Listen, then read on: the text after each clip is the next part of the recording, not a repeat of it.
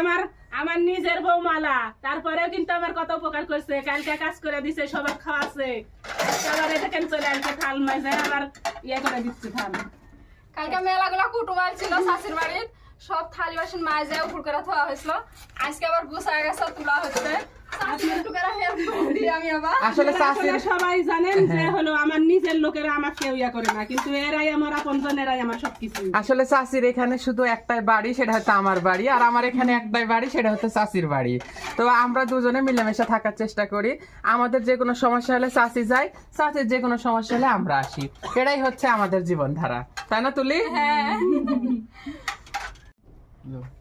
আপনারা সবাই জানেন যে আমরা অনেক গরিব মানুষ। তো কালকে আমার বাড়িতে মেহমান আসিছে, আমার কোনো থাল বাসন কিচ্ছু নাই গো, আমি তুলির থেকে এগুলা সবকিছু আনি। আসলে আমি বলি ক্লিয়ার করে, আসলে আমার চাচির তো ঘর বাড়ি দেখে আপনারা বুঝতে পারছেন কি অবস্থা।